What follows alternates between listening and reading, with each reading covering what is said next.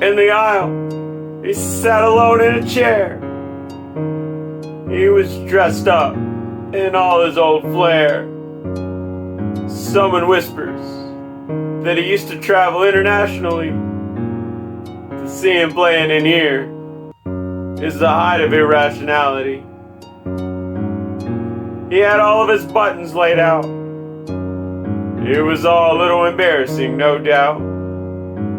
I stood in line, believing it would be very long, but I was standing next to him by the end of the song. Before I knew exactly what I was saying, I was asking him what was to him dismaying. Why was he here? What exactly came about? His answer came in a song and a shout. Yes, at one time I stood just a little taller. I didn't have to dance for every dollar. So when you feel like everything's going fine, remember you're only one misstep to the breadline.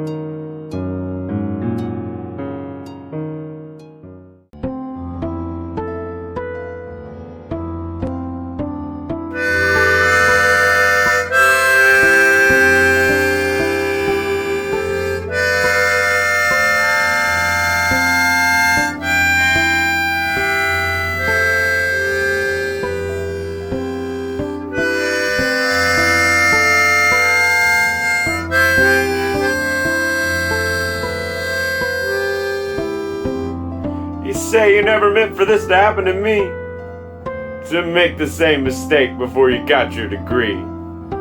All the idiot marks on the dash were lighting up.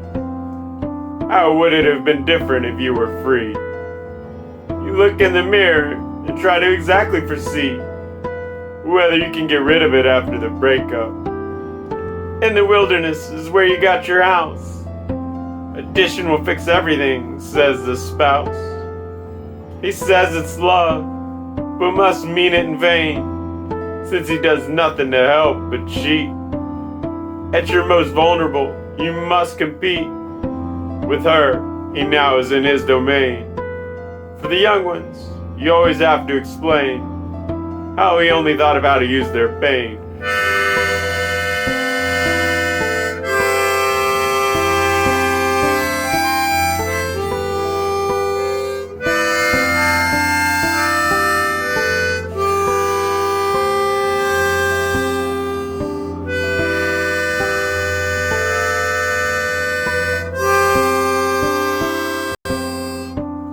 Thought you found the one who'd rescue you. He got his checkbook out and he overdrew. You were tethered to him for 5 long years.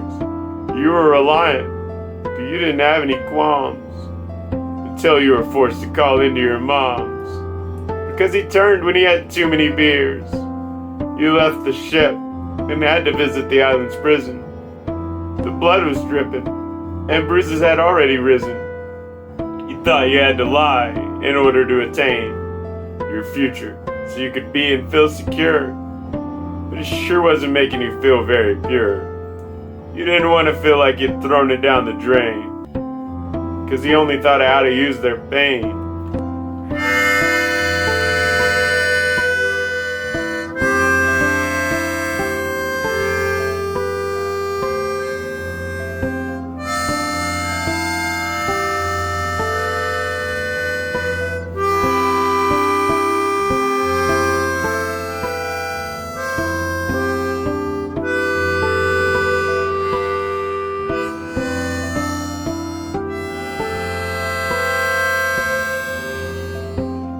I wish you could find it to be yourself, to picture the world and make it yours. You need to find how to grow your bubble, to rely on no one who will release your troubles, so you no longer have to survive the wars.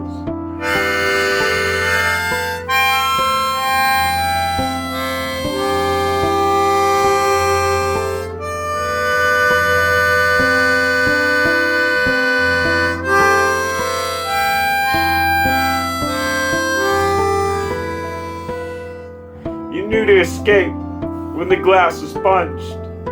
Under his fist, it had been completely crunched. But you only called the cops when the sink was broke, 'cause it's not worth it without running water. You knew at the end you'd be a victim of manslaughter. You told me all this while contending with the smoke. The couple in the car were missing their shirts. You started getting ideas, and I know it hurts. But you knew inside yourself you had to attain. I couldn't convince you to find a way to stay. In my eyes, you were looking to see what they'd convey. In the lights above, I'd say they sure did strain. The only excuse was you were in the wrong lane. You only thought how to use their pain.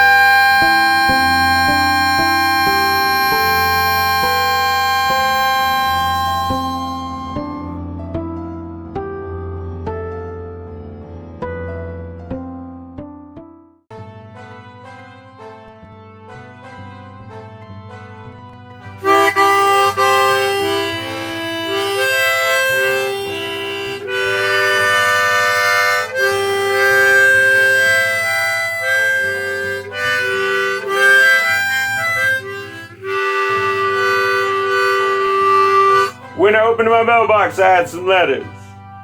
I wonder who they could be from except debtors, petitioning for funds they'd never received. The first one had a different name, and I was relieved. The government was looking for child support, and I was wondering who was on the run and $1 short. Did they miss their family, or were they hiding in the Caribbean playing the piano and wearing a beret?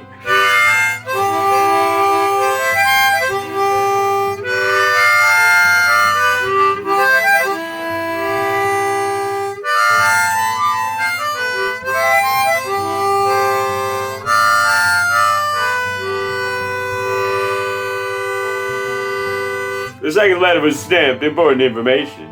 When I tore it open, it wasn't asking for a donation. I realized it was at the wrong address. It detailed some poor woman's abscess. I didn't know how to get a hold of her. And when it came to this, I'm no connoisseur. But she must have been out there lying in a lot of pain, with her sheets and mattress and blood stain.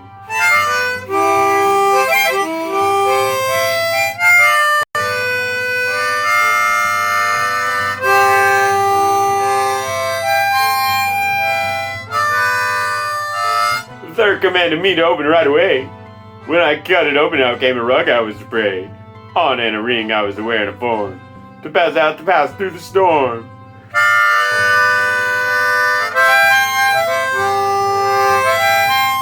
If I sent it back, they'd give me a coin, and curse my enemies if I would join.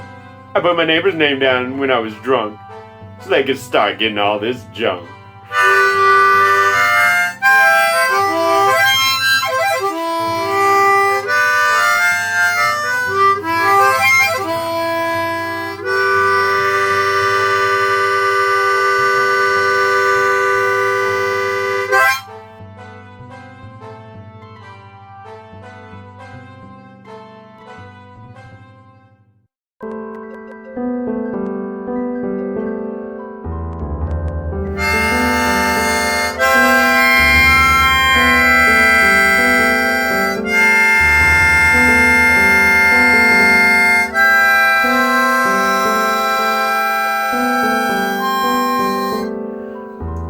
was coming down the slide. He said, "Hey, have you heard this song?" I just looked at him like a stranger. He started singing, "Just come along." I hadn't heard lyrics like that before. Ones that praised the slacker. The one I'd been raised to abhor. And it struck me quite like a firecracker. I memorized all the words. And then 20 years later, I still dwell in a world where, whenever I hear it, I think of when I was introduced to the boy named Joel.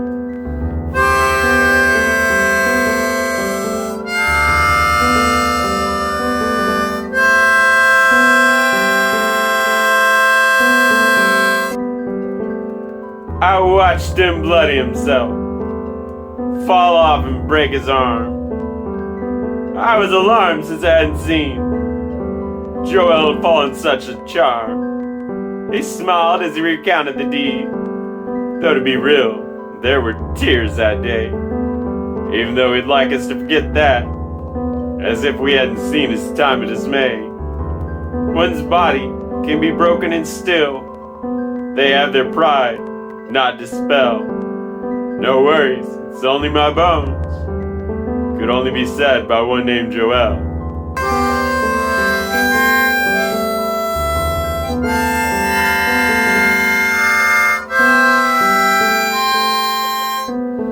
One day Joel told us it changed, or at least his last name was another. When we asked him why he did it, from the truth he told us he was further. But I could appreciate the need for being fresh. I know a time or two I'd entertain the thought of burning my ID and all my cards and becoming someone that was previously not. Except for him, I didn't notice the difference. Just a name easier to spell. So he didn't have to keep explaining himself to anyone other than he was named Joel.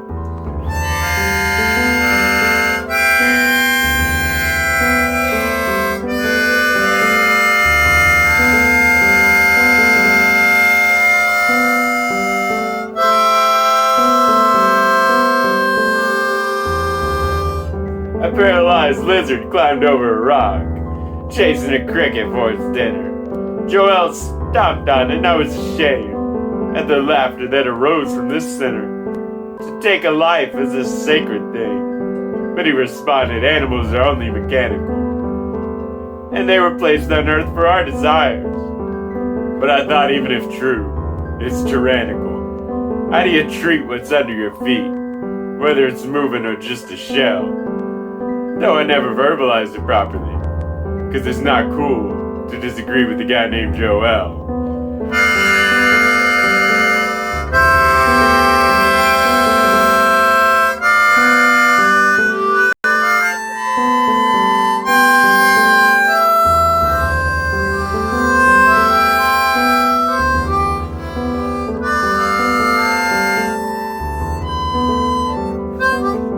He often tended to be quite cruel. In my direction, he'd throw an undercut and made me reconsider his company. When I'd take another punch in the gut, physical strength and size of the laws that govern small, tight communities, and Joel dominated in those categories, so I tried to escape when I had opportunities.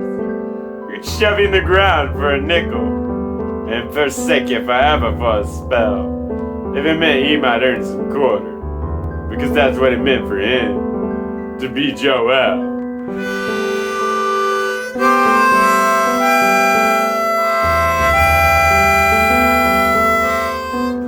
My tears dried when he packed his gear and said I'm moving over the hill, looking for something a little sweller, though to drop by I of course will. I enjoyed the peace and dreaded the war when he tried to rule from afar. His minions never mentioned him in absence, even though when he was close, he was Tsar. I saw it took no power to betray, and it took infinity to keep people in a cell. This very important lesson about power and its relationships I learned from a man named Joel.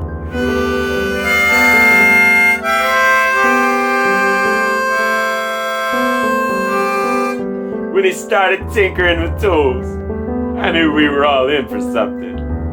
He had a taser that could shock you. When it'd sneak up behind you, it'd give you a sting.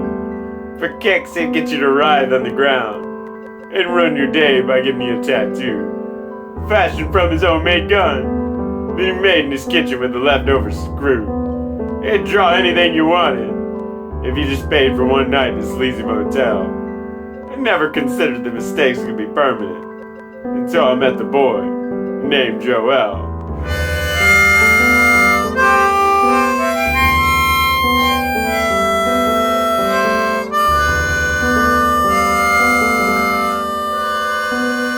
Years later, I'd nearly completely forgotten about Joel and everything he used to do.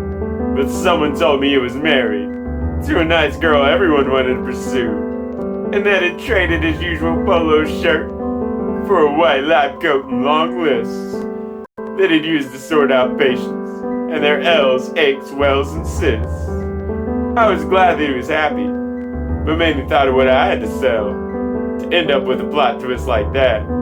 The story of a man named Joel.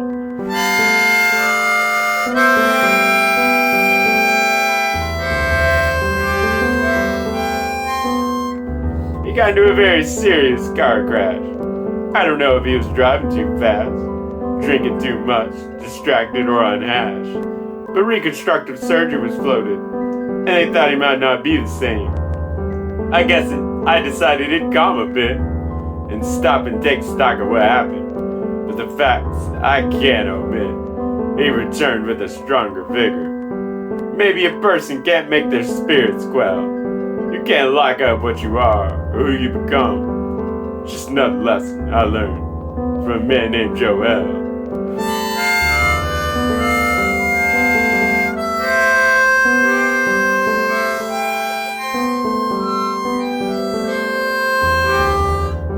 His name crossed my mind the other day. I realized I no longer cared. It felt like a lifetime ago. Perhaps I should be happy I got spared. What he's doing now is fine, as long as it's something I don't see. Whenever it becomes my turn to speak, my only wish is for him to be absentee. I hope to never see him again. He can have heaven or have hell, as long as I get to keep the earth away from the one whose name Joel.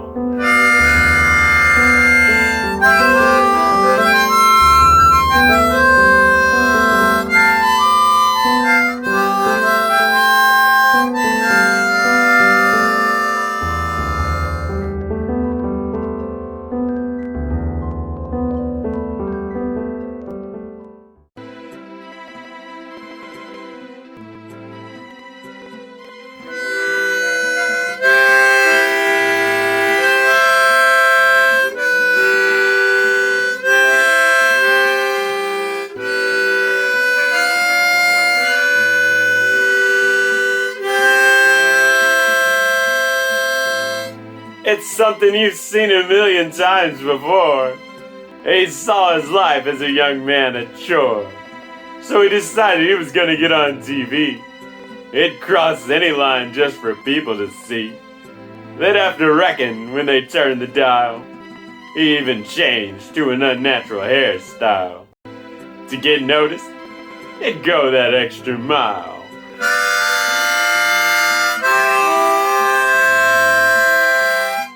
The producers were irritated at his behavior, so they planted him in church to find a savior. The parson read from 2 Thessalonians and discussed the destruction of the Babylonians. He was speaking in tongues and flailing in the aisle, to which the man began to freestyle, 'cause he wasn't afraid to go that extra mile.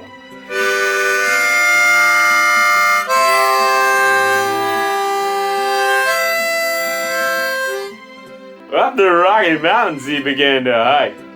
He'd study up there in order to become godlike, and prepare for the moment he saw coming, where everyone would be his name humming. He knew he'd have to come down after a while, to face the crowds that he knew would be hostile. When taking the trip down, he'd go that extra mile.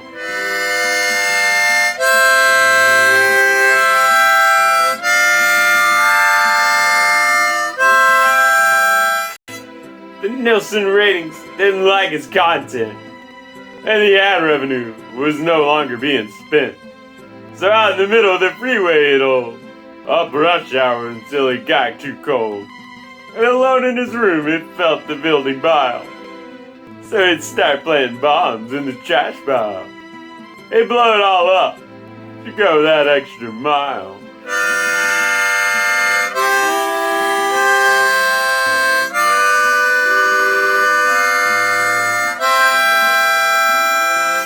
He turned away, tried to defend him, and requested he be allowed to sing a hymn to millions watching on every channel. This was angrily dismissed by the panel, who did not enjoy that it smiled, and wasn't taken very seriously this trial.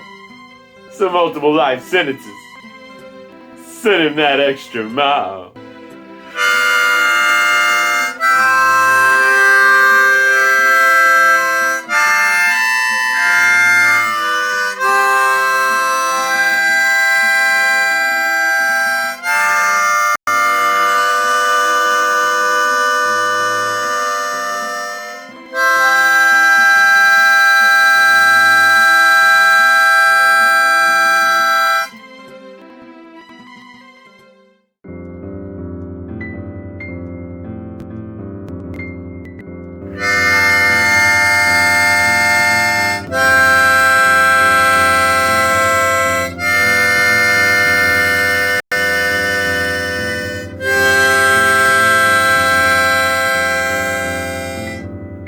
Violet had a fire in her heart she wanted to start.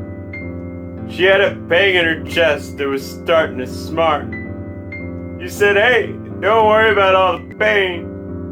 Before it was all over, you were standing out in the rain.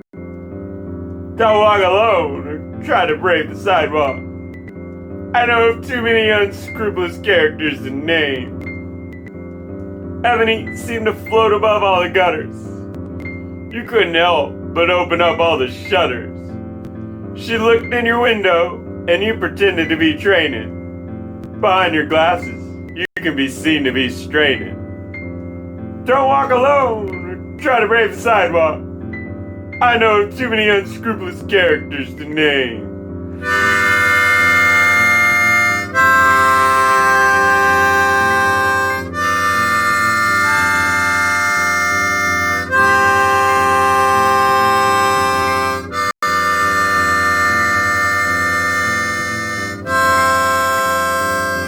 Hazel put her bag on the conveyor belt.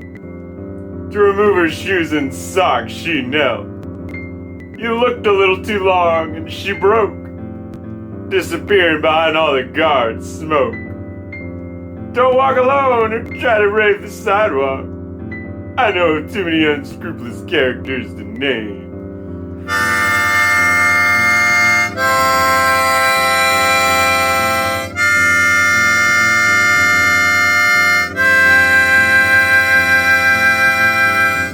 Raven used your likeness in one of her sketches.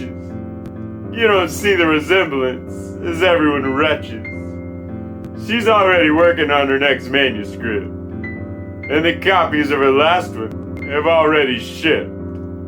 Don't try to walk alone or try to brave the sidewalk. I know of too many unscrupulous characters to name.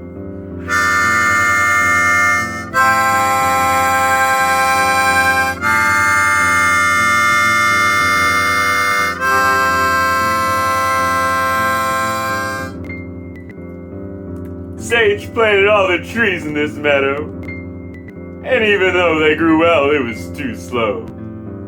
She hasn't been back since it turned into your yard, 'cause she found life out here way too hard. Don't walk alone or try to brave the sidewalk. I know of too many unscrupulous characters to name.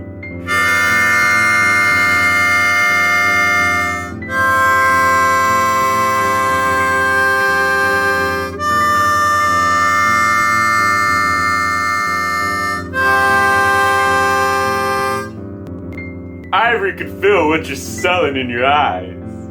There was no reason to continue the lies. She never mentioned you or this occasion, 'cause she understood the art of evasion. Don't walk alone and try to brave the sidewalk. I know too many unscrupulous characters to name.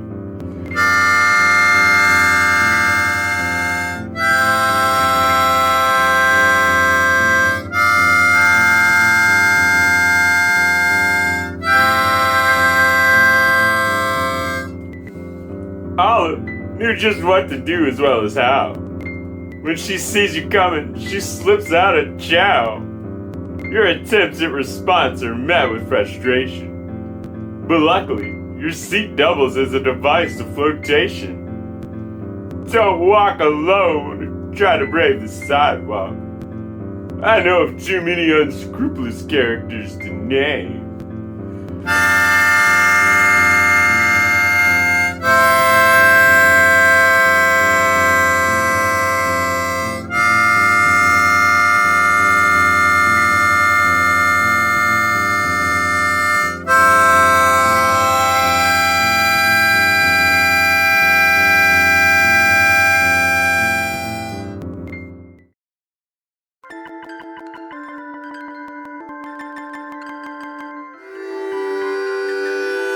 You woke up one day and threw off your comforts. Everything here has gotten quite stale and it's time to bail. They hit you like the invention of Braille, an experience like the Holy Grail. You sold everything you own and buy a veil, as well as a seat on a boat set and sail, thinking that maybe you'll see a whale. Yeah, you have to let the whole world know the tale, because if you start receiving visions, it's gonna muck up all your decisions. The ticket is scanned and you find your place. The workers below are busy shoveling coal. The indentured servants are looking out the keyhole. The captain is walking around on patrol. He's ready to hang any traitors on a pole. When you speak, he asks, "What's your role?" You start asking him about his soul. He's trying to throw you in prison without parole. Because if you start receiving visions, it's gonna muck up all your decisions. When you land, you have to traverse the jungle. Who knows where you're going or where you'll be? All you can see is tree after tree. The colorful poisonous frogs are telling you to be carefree, but you're too busy looking for the banshee. You wonder which direction will take you back to sea. You start to wish you'd taken the chance to flee. You start looking for outside paths for any kind of fee. Because if you start receiving visions, it's gonna muck up all your decisions.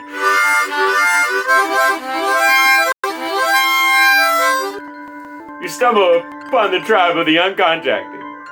They've got customs that you're trying to fix. You want to shake them and say they're out in the sticks, but you realize their ideas and yours don't mix. The people that live there are up to your tricks. They aren't interested in your different types of bricks. You hold up to them your personal crucifix. But you're disappointed when they fail to transfix. Because if you start receiving visions, it's gonna muck up all your decisions. Out in the woods for a new audience. The gorillas are starting to take action. The monkeys are breaking into a new faction. The vultures are starting to gain traction. The crocodiles are now the main attraction. The centipedes are searching for satisfaction. The scorpions are tallying up every infraction. The snakes have made you their new subtraction. Because if you start receiving visions, it's gonna muck up all your decisions.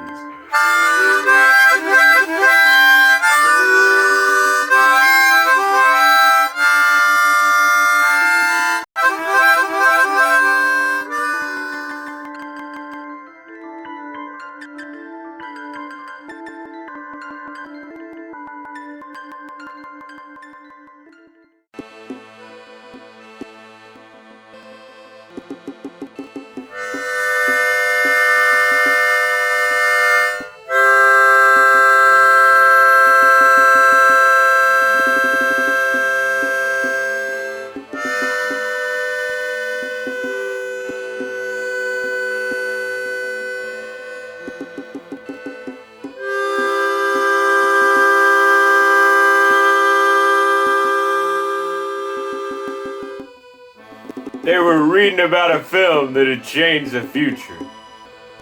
The problem is that everyone assumed it was lost forever. The last reel had been polluting the oceans for some time now, and no one had been smart enough to make any copies whatsoever.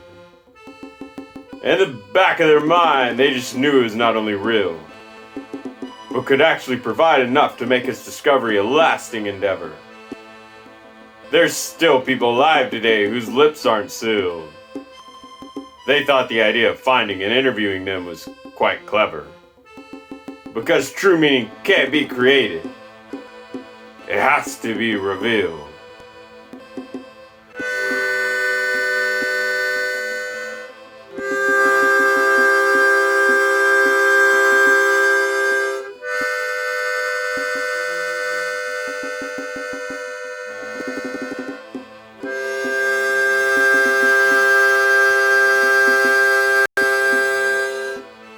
They entered the house of an old man that claimed to have seen the film and had feedback.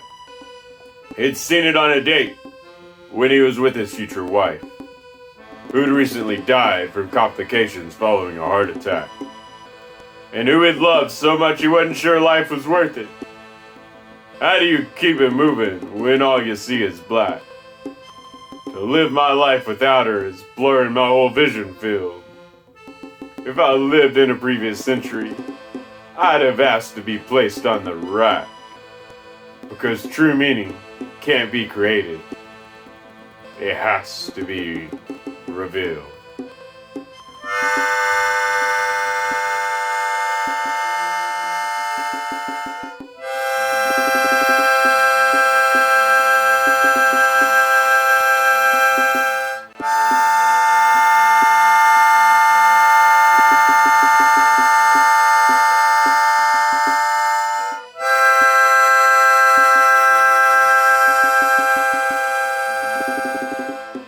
They thought with the old lady down the street there would be success. Her savvy mind immediately honed in on the subject, or at least the one with which she was concerned. Her first child had been born with a defect that had kept her from accomplishing her goals and fitting in and with others be able to connect, in hopes that one day that her wounds could be healed. She had joined quite a controversial religious sect. Because true meaning can't be created. It has to be revealed.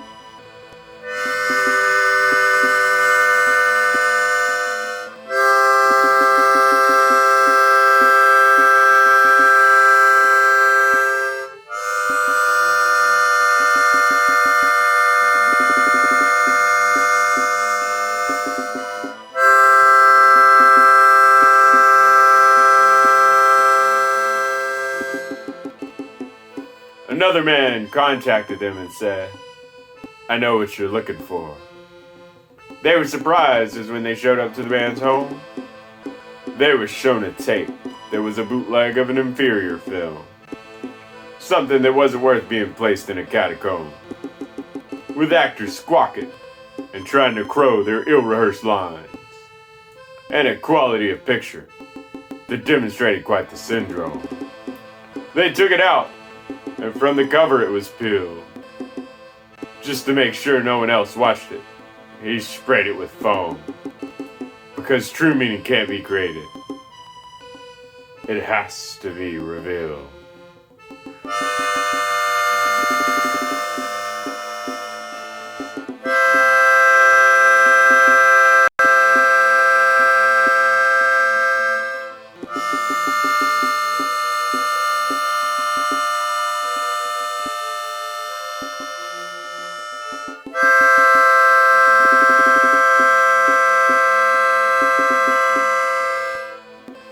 They finally were able to run down a historian who could give them the insight and background, which would help them piece together the puzzle.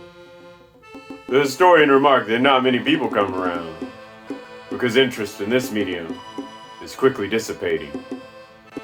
While for the last scraps we continue to hound. With the work you're doing, if you do not yield, then all your findings I now must impound, because true meaning can't be created. It has to be revealed.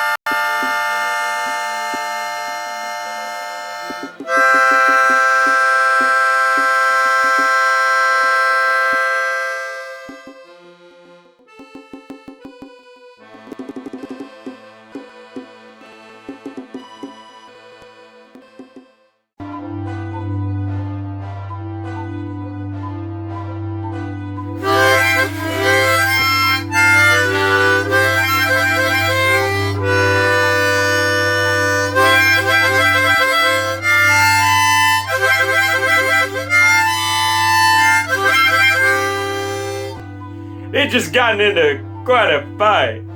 His parents wanted him out of sight because they felt his brain had been placed by dark spirits into a can of waste. So we went to the train, feeling disgraced, but at least he'd head to Vienna. There was some sort of noise, but I was on the telephone. Something happened, but I was on the telephone. Maybe next time I'll be paying attention. You don't always get to see something like this.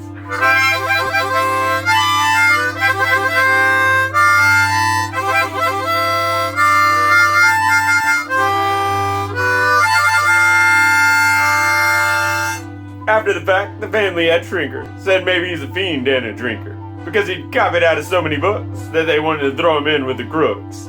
But his client got off for having good looks, and on the train he saw one he helped to win.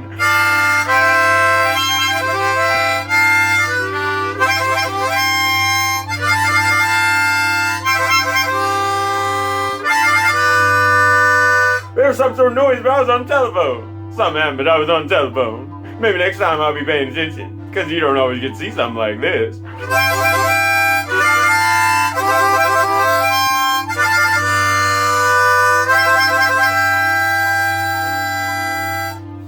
I guess I should have been looking. The world around me is cooking. At this point, who tries to concentrate? My best friend has resorted to hooking.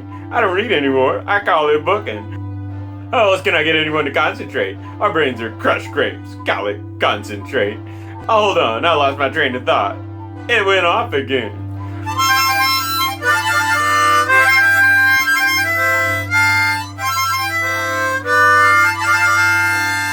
There was some sort of noise, but I was on the telephone. Something happened, but I was on the telephone. Maybe next time I'll be paying attention. You don't always get to see something like this.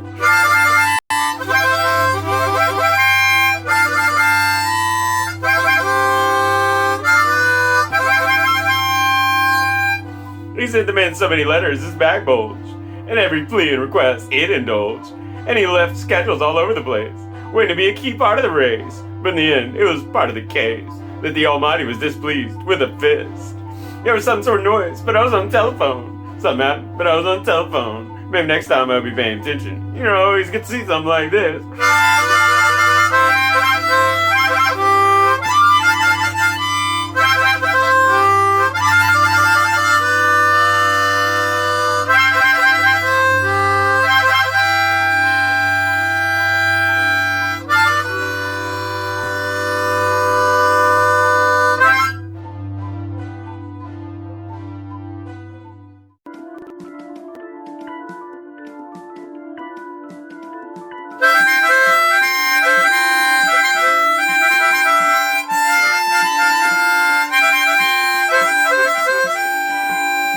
The truck in front of me was wearing only buyer tags.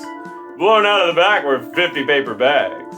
I swerved to try to miss all of them, only to suffer the consequences of an unplanned fate. And the wind blows a million printed ones, landing in the mud trying to mix with the rainbow. It skates across the sky over the speed limit, and the red light cameras craned for the mug shot.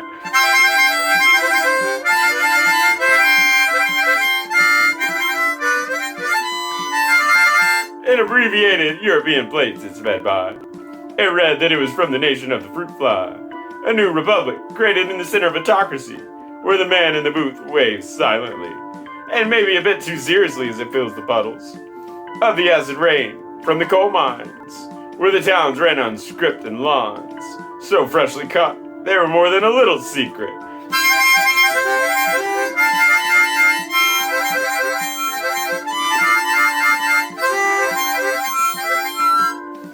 Vanity license plate listed every place in Mexico.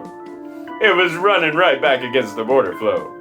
The patrol spits in the dirt and covers its eyes, while the fireworks blast for independence. and the wrong month of an unused lunar calendar.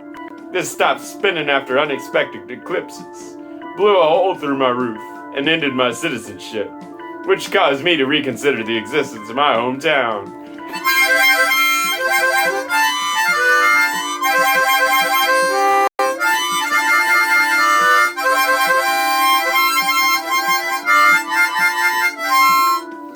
Through the lots, it spun and left scabs, running over all the mice created in labs. 39 canines collect their specimens, and agree that it was all in good time. But I shake my head in vague suspicion that something scandalous was happening here. That's when I inspected all the many culprits. Call me surprised when I had my state's plates.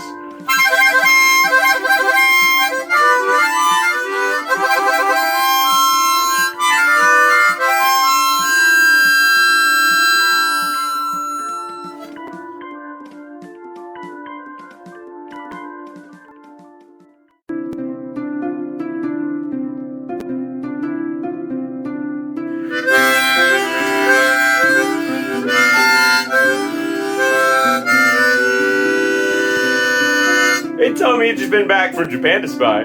How I remarked that must have been a long flight. I squinted when he told me he felt quite well. That had never been there was not a bombshell.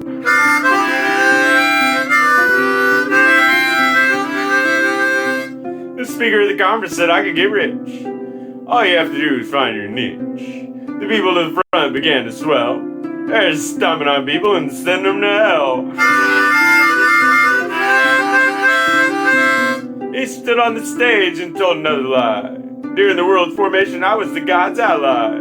The fervor of the crowd's mouths fermented. Those who disagreed were to be internally tormented.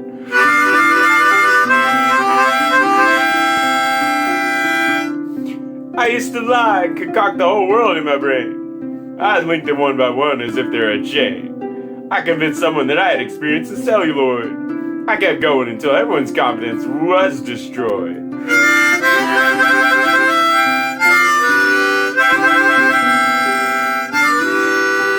For my birthday, the gang brought me into an empty room. When I walked in, it hit me with a boom. They wrapped my body in a shag rug. I guess that's what I get for being too smug.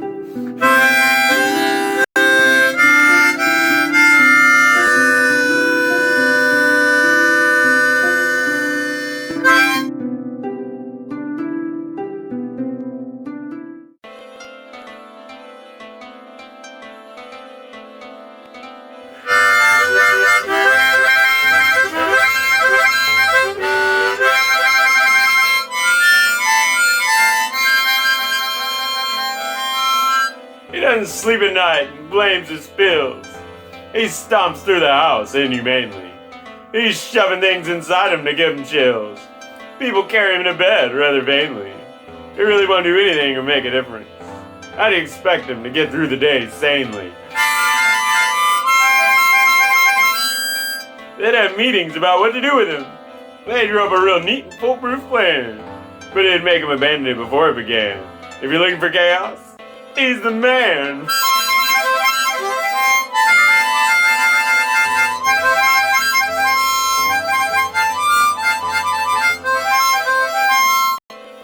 The other residents lie without their eyes shut, because they're afraid he'll burn with the mic. He puts metal in there to cook a walnut. He doesn't read the label, but does what he feels like. Every time they hear the beep and the plate spins, they're on next to the neighborhood to spike. They have meetings about what to do with him. They drew up a real neat and foolproof plan, but it'd make him abandon it before it began. If you're looking for chaos, he's the man.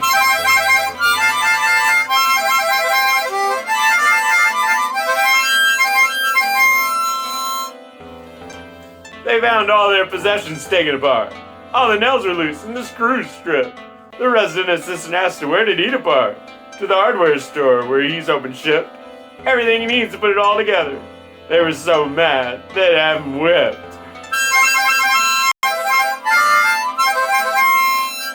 They'd have meetings about what to do with him. They drew up a real neat foolproof plan, but it'd make him abandon it before it began. If you're looking for chaos, he's the man.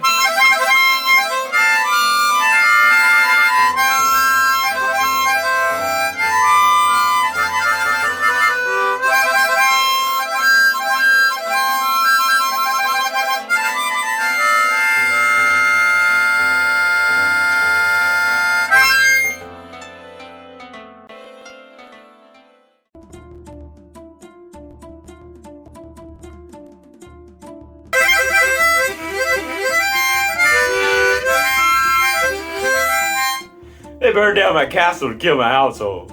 He's complaining his long hair isn't coming in as he was told. They kept it too short despite how I beg. I'm bleeding out on the ground, tired of being the egg.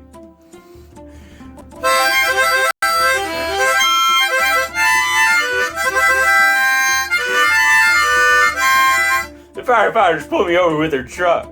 With their jaws alive, they got me unstuck. When I woke up, Jesus had taken my leg.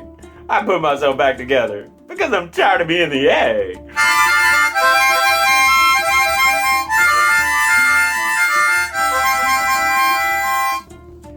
I got stuck having to compare fake stamps. I really love this job. Thanks a bunch, Gramps. The seeds are frozen over and I register his name. Because they shut off the cable and I'm tired of being the egg.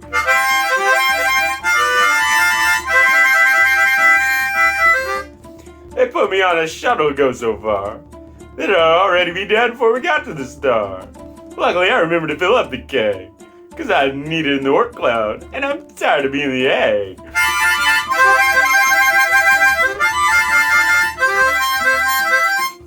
I forgot to pay my taxes and fled to Antarctica sliding around on a sled, since I'd forgotten to fill out a form to rent a peg. We'd all starved to death out there, tired of being the egg.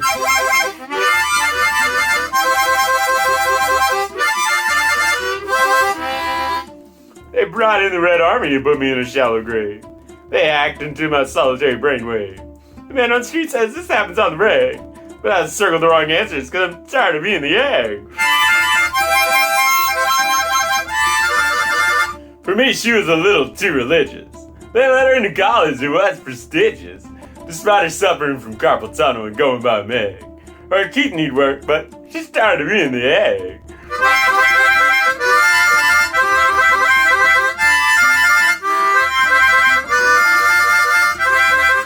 The gurus tell me I didn't kill enough birds. Last I heard, he was living with the Kurds and trying to pass off his name as Greg. I didn't follow him because I'm tired of being the egg.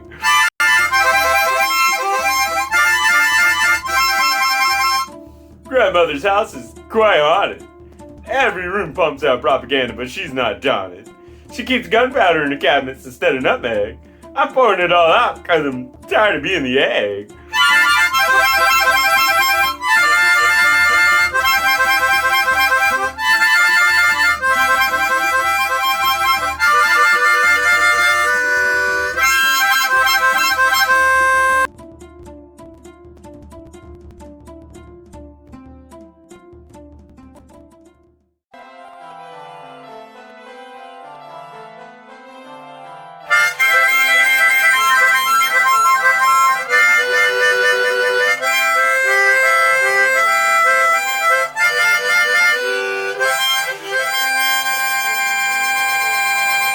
The grocery store shelves are completely empty. They're only selling spiders in their webs. Be sure to take a view when your car hits the aisle. Suspicious man with his shirt and vest on wonders why he's not getting electronic credits for his purchases he made in 1985, when the world that he's in spun in the opposite direction, and the numbers on the sign split off into pieces, and he had to follow each one to see where it led. And the caravans carried only the cargo of the young, who'd aged out of retirement into subjection. He's checking all the videotapes at the door for their sizes, scanning them to make sure they're alright. Oh, that's a nice one, he advises. The Inquisition master got off at 3:45. He fires the flame out the window, not caring how many wildfires he starts. He gets mauled by Smokey, who's carrying the tires to a motor that has no engine, because it's being shipped from a country's railroad, who's partitioned off by a mob of greedy waiters, who split their tips with the cook at the raw fruit restaurant that ran the butchers out of town, and commandeered their knives because of the strawberries they like to pop and burst into people's eyes. He's checking all the videotapes at the door for their sizes, scanning them to make sure they're alright. Oh, that's a nice one, he advises. A feeling of anger rose on the collective chests. The raiders all felt it in the bottom of the well that they dug to impress the girls who hung at the back, of the shop where they sold garbage packaged as granola, in order to trick those wearing fairy wings into buying, because a sinner's dime is equal to the righteous, who tend to hoard their belongings under their mattress. So when the ringleader comes in, they notice the cover, which is painted in brown and speckled with glitter, which flakes off and burns the ears of the helpless. They're with their palms out, but it's not from begging. They just got a cool tattoo and it's stinging harshly. He's checking all the videotapes at the door for the sizes, scanning them to make sure they're alright. Oh, that's a nice one, he advises. One is a fake and another is broken. If you insert the coin, it'll be immobile. The machine blinks fiercely, and you may think it's broken.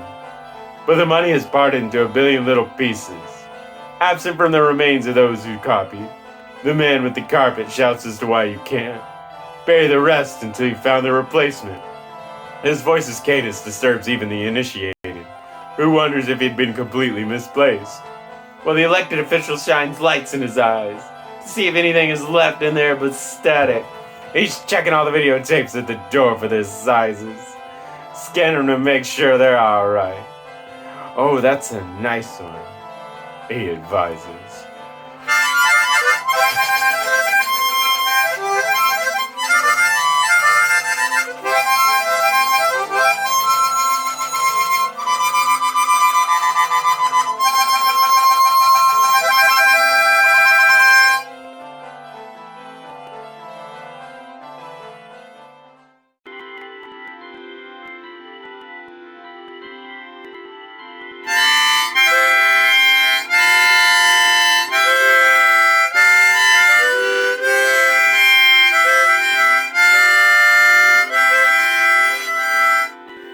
I made it known I was disappointed in the doctor's sleep. He was playing with the alarm clock and humming. Throughout my dreams, at every second I heard the beat. He was laying under my bed, playing the bass and drumming.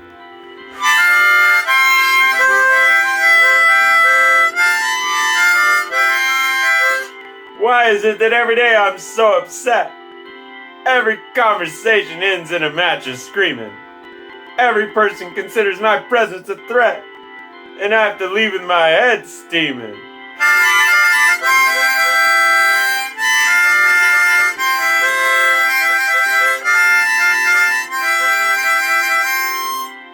The whole complex heard the entire debate. It was playing directly in everyone's speakers. I'm not sure who's winning when you berate. So loudly you disturb even the tweakers.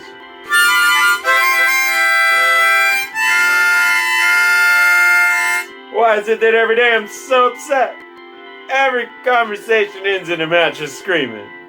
Every person considers my presence a threat, and I have to leave with my head steaming.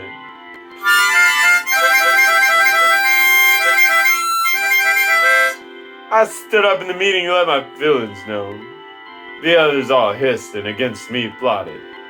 I was surrounded on all sides but felt alone. My standing in the group had completely rotted. Why is it that every day I'm so upset? Every conversation ends in a match of screaming.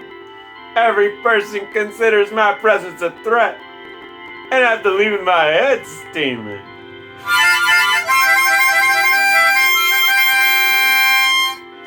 My trunk is weighed down by the bulk cargo that I've been forced to purchase against my will. Wondering what I did to deserve such a stow, I looked in the mirror out the back and it was spilling. Why is it that every day I'm so upset? Every conversation ends in a match of screaming. Every person considers my presence a threat, and I have to leave my head steaming.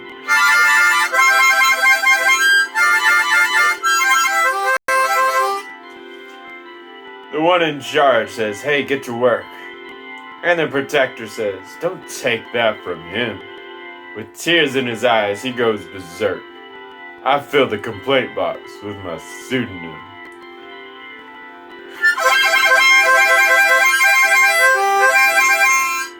Why is it that every day I'm so upset? Every conversation ends in a match of screaming. Every person considers my presence a threat, and I have to leave my head steaming. My heart is palpitating. What's going on? I can't sit down without feeling like I'll explode. I won't settle down until it's all gone, 'cause I can't talk to people while I'm in this mode.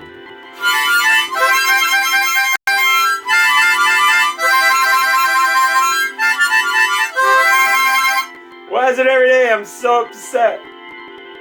Every conversation ends in a match of screaming. Every person considers my presence a threat, and I have to leave my head steaming. The machines wouldn't take my car, so I slammed the door behind me and kicked open the one that was barred. I let them know I was just trying to pay the fee.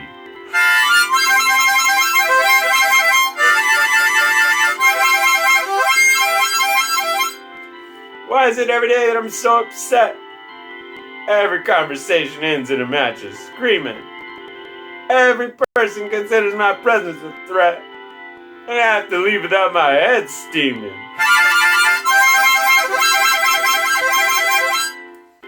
I found myself yelling on the phone because the technology hasn't been invented. The representative tells me they've been put on loan.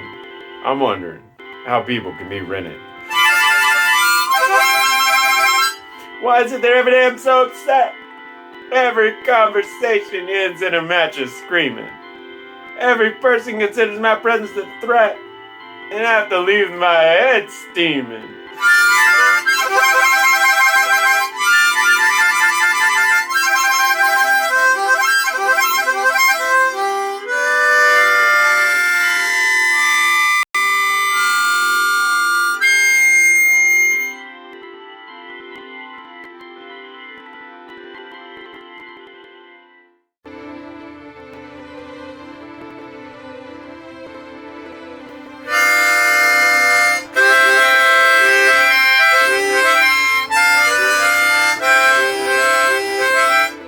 We were hanging outside a fancy but decaying hotel.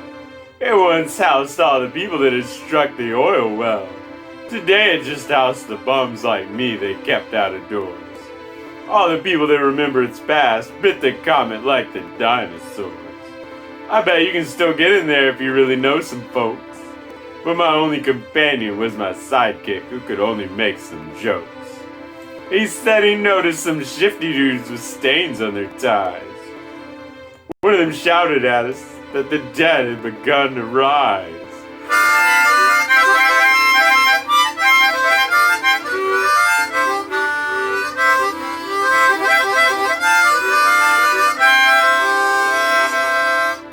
Remembering the apocalypse dream before it escapes me.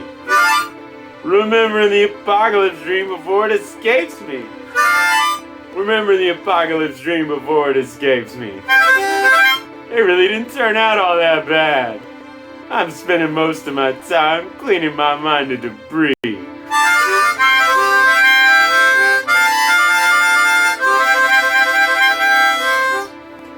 I looked for a place to stash my material possessions, in case they were worth anything after these progressions. My sidekick told me he was afraid to die, without experiencing the feeling of authentic love by someone who thought he had earned it and was not delirious. At first I thought he was exaggerating, but he really was serious. He wasn't joking like I thought at first, and so now I'm looking for that place that'll get us out of here somehow.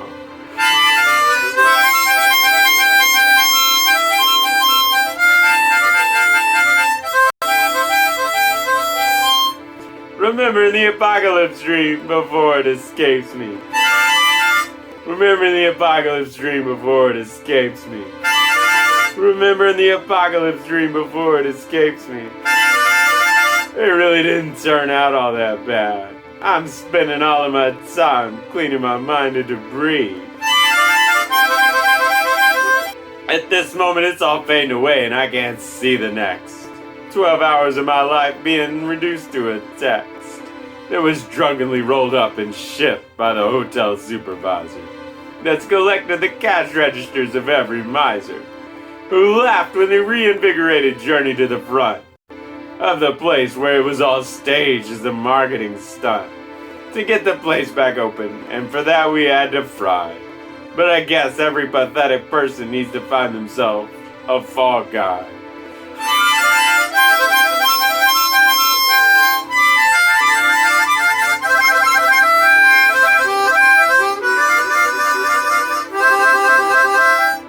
Remembering the apocalypse dream before it escapes me. Remembering the apocalypse dream before it escapes me. Remembering the apocalypse dream before it escapes me. It really didn't turn out all that bad. I'm spending all of my time cleaning my mind of debris.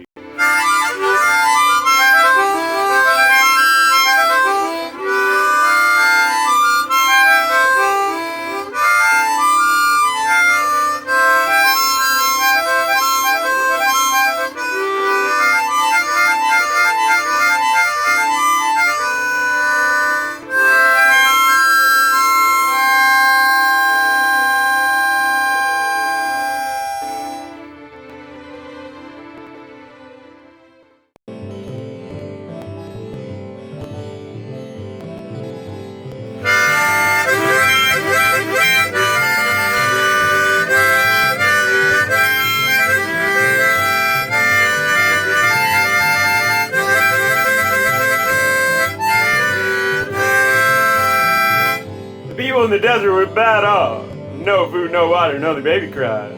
They complained about their fate in life and wondered what they could do on this day. They asked the leader and woke him from bed, but this mistake he could not ever forgive.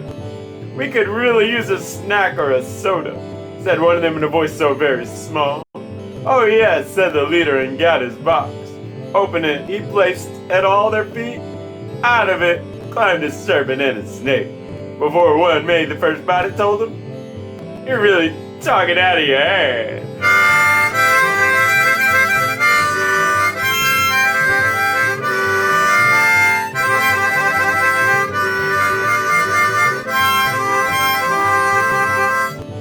The king said, "Now we have a snake problem." And so he built a high wooden snake statue and told everyone to bow down to it and sing a little song about their newfound hunger. The snakes feasted on the prey by the pole. This was certainly the worst place in Mexico. The exterminator was fast asleep. People were banging on the big red door, but his ears were covered and his hat on. No heat on because he forgot to pay it. And the air and the fan were broken too. When he woke from his slumber, he told them, "You're really talking out of your ass."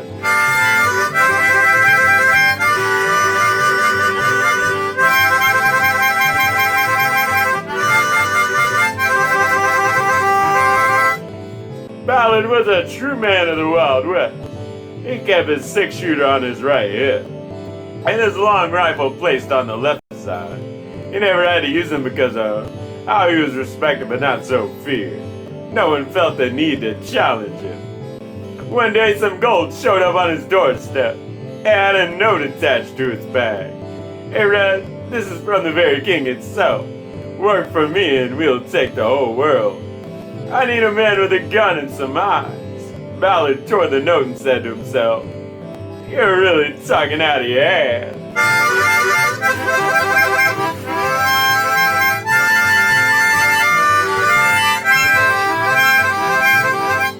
The king's mad at the exterminator, because when he got off his fat ass, he'd rigged the place with such a poison that it killed not the snakes but the women, that the king liked to keep in his harem. He shed tears unlike he had ever had before when his favorite swallowed the poison cake.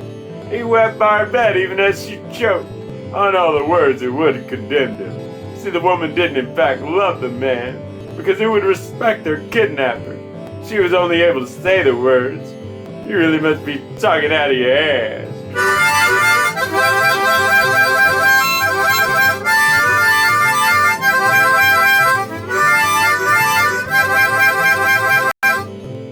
Ballard was having a night on the town, breaking bottles over the heads of men whose politics were frankly out of line. All debates have to finish like this when alchemy's the main philosophy.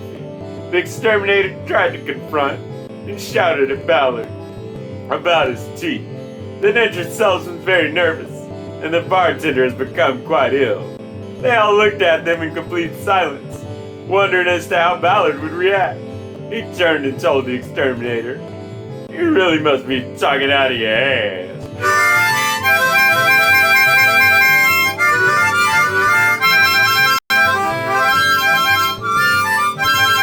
The exterminator waved his forearms and asked the bartender, "Did you see that?"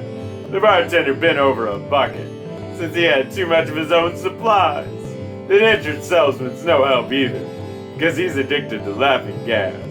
Ballard pulled his gun out and fired wildly, and the exterminator could not duck, nor can he cover as the place shot up. His skull was pierced and fatally wounded. The bartender soiled all the evidence.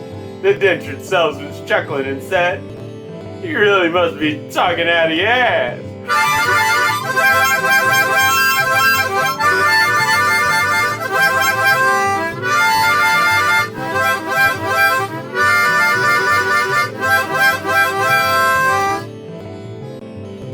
When the king heard about all this, he smiled.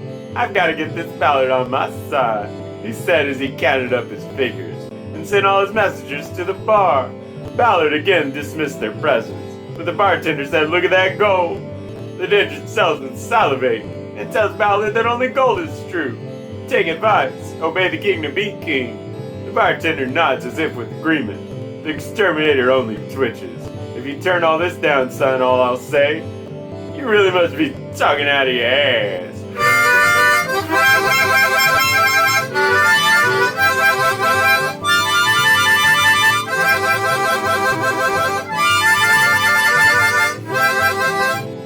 Ballard bought all the surviving around, then drank everything that was remaining, because the bartender started sleeping.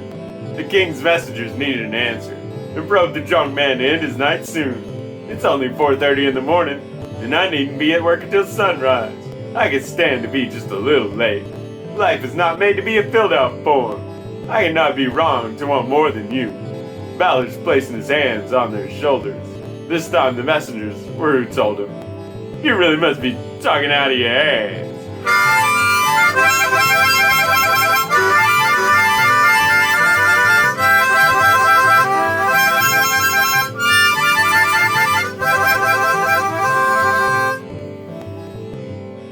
Ballard drunkenly stumbled to his ride, and he climbed in and couldn't get it started. He contemplated what he would purchase with all the king's men and his gold. "When his conscience tries to best me," he mused, "I'll drown the thing in some laughing gas." He hit the ignition, nothing happened.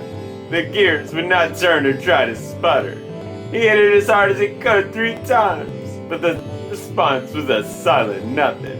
He smacked it again and yelled in anger. His donkey turned to him and said to him, "You're really talking out of your ass."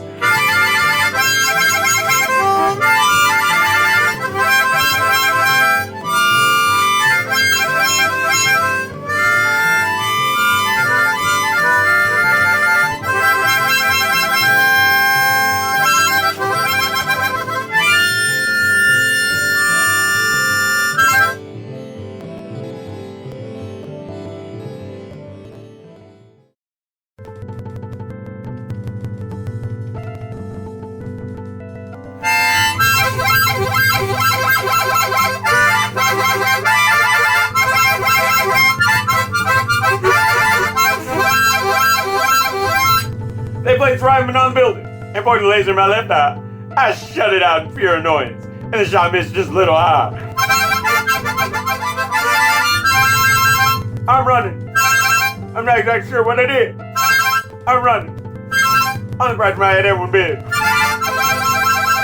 The feds brought in the mob boss and laid some briefcases on the table. When he opened it, it was full of diamonds. Please excuse me if I start to feel a little unstable. I'm running. I'm not exactly sure what I did. I'm running. On the right of my head, everyone bid.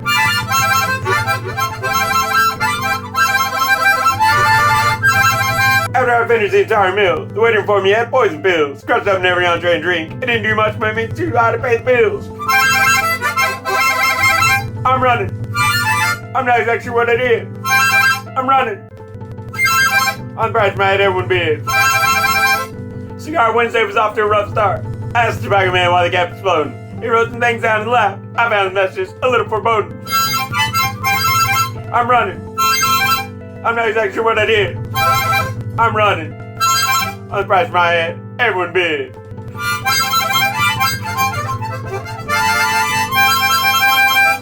I was hanging out with all the fishes and enjoying my brand new scuba suit. The shell down there was looking a little bit innocent. It was a booby trap, started to shoot. I'm running. I'm not exactly sure what I did. I'm running. On the price of my head, everyone bid.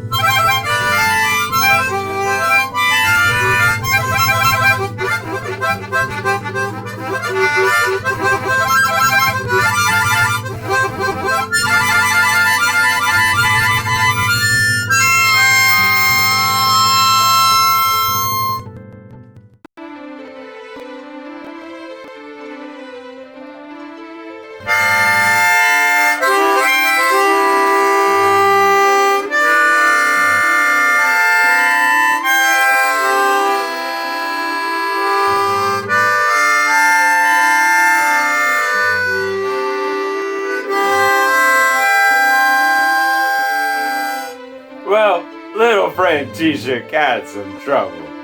He was really living in a bubble. He wanted to make it better, so he sat down to write a letter. He thought of who to write it to. He thought of everyone he knew. A lot of people hate their dad. It is not exactly a new fad.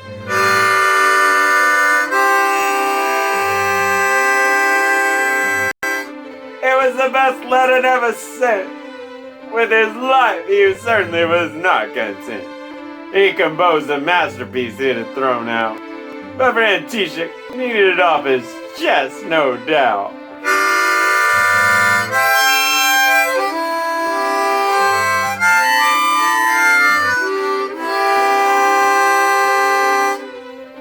Friend T-shirt started listing his complaints, and he didn't show any restraints.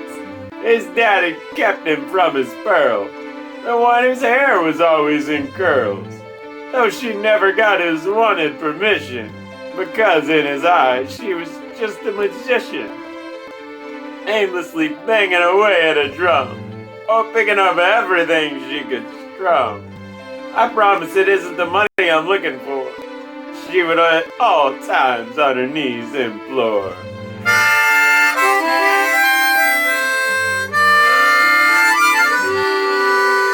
It was the best letter never sent.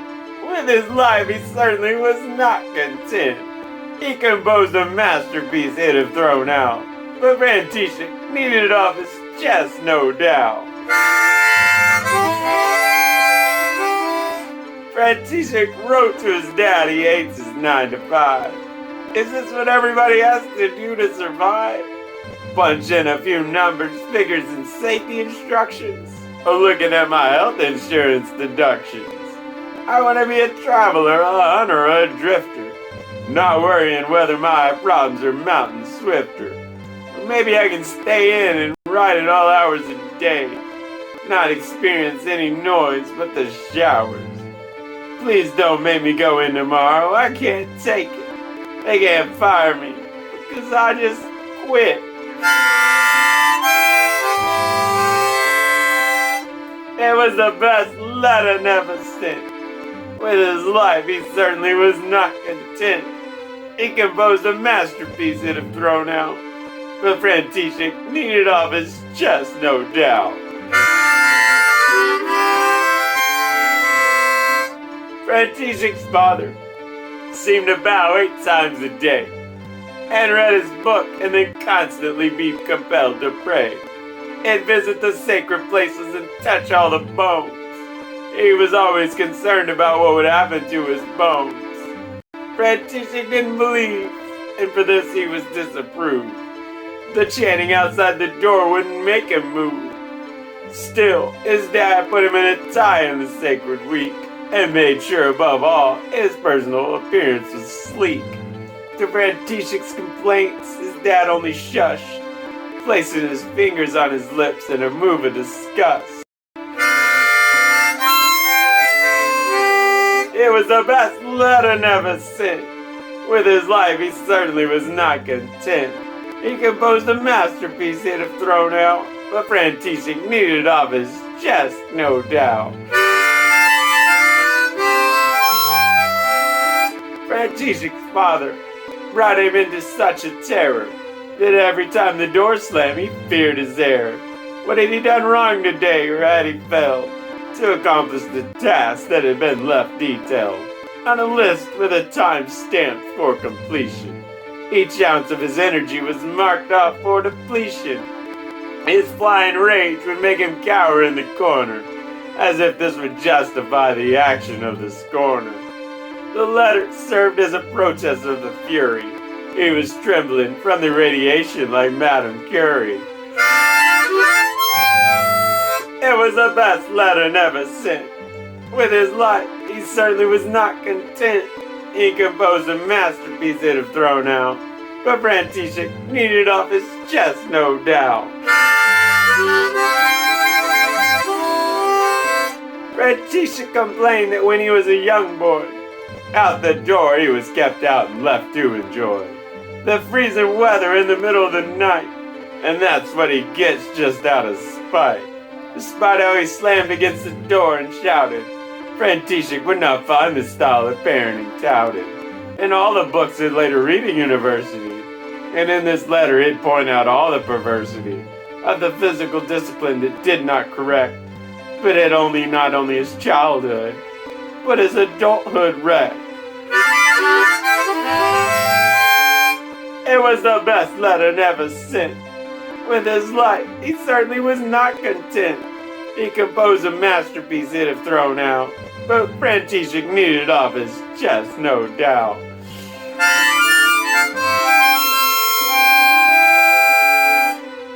From the seat of his chair he understood everything that the world had to offer in the reverie of the dreamers who try to do things like his son, who don't see their life as nothing but a hit and run. Every time František tried to communicate his dreams, he'd spend his time defunding all of his schemes. When he'd written a book, his father had it shredded and chastises him for trying to be so big-headed. But be honest, you can't take all the opinions in. It would make you ashamed to be his kid. It was the best letter never sent. With his life, he certainly was not content. He composed a masterpiece he'd have thrown out, but František needed off his chest, no doubt. But now, František's problems developed. In fact, he now felt completely enveloped. It became an issue of delivery, perhaps to give it to some man in livery, or to the postman who was running late, a man who couldn't carry his own weight. It still mattered that this would be informal, and little František wanted to be normal. He could always take it in his palm, but instead, he gave it to his mom. It was the best letter never sent. With his life, he certainly was not content. He composed a masterpiece he'd have thrown out, but František needed off his chest, no doubt. František's mother read the abominable letter. She felt something crawling in her sweater. How can you live with a man your son hates? Maybe she could wait this out until it abates. She read it again to make sure of all the contents. Maybe her son had misplaced a few accents, and those can drastically change the meaning, but things are still the same after the second screening. She looked closely at the return address. To not send it back there would be entirely careless. It was the best letter never sent. With his life, he certainly was not content. He composed a masterpiece he'd have thrown out, but František needed off his chest, no doubt. When František got the mail that day, he took it with him to read at the local cafe. He nearly spit out his tea when he saw his envelope. He cursed his father and abandoned all hope. His friend suggested they try again. and then he channeled the rage by picking up his pen. František acted as to rip the thing to pieces, but his friend never let him give in to his caprices. He pocketed the letter for a later use. He'd bring it back out when he had an excuse. It was the best letter never sent. With his life he certainly was not content. He composed a masterpiece he'd have thrown out, but František needed off his chest, no doubt. When it was flu season, František forgot his shot. His organs took off and tied into a knot. His father stood over him in perfect health. His power had worked in a way of stealth. See, I told you that you'd get it this way, but no matter what, I can't ever get you to sway. František wanted to speak, but his body rebelled. Every mean thing he wanted to say was withheld. After he croaked, his father lived a good 20 years, moving around in all his business spheres.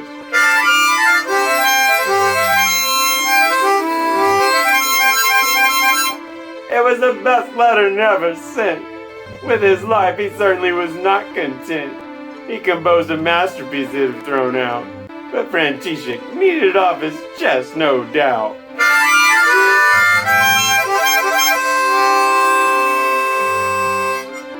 František's friend held on to this writing.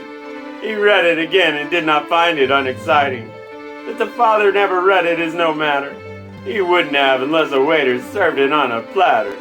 He gave it to some curators and gave it a new home, a place where people could read it safely under a dome, and reconsider František's life in their own, and whether or not it was time to step out their zone.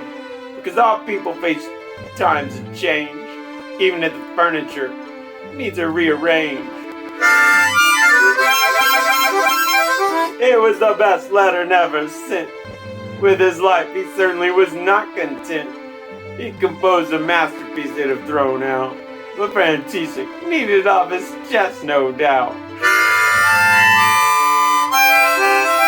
When I saw it, I sat down to write something. Surely I had something to say that would make truth ring. I put something down, and then I put the whole thing down. If I ever actually finished it, I'd look like a clown. Best to keep everything the same and not step out. I've always found it best to keep to myself and not flout. So I'll wad up the paper and toss it in the trash. Better yet, I erase it, rip it up, and regret being so brash. I'd never write distraction will beat calling back, which I guess makes my fate a little like František.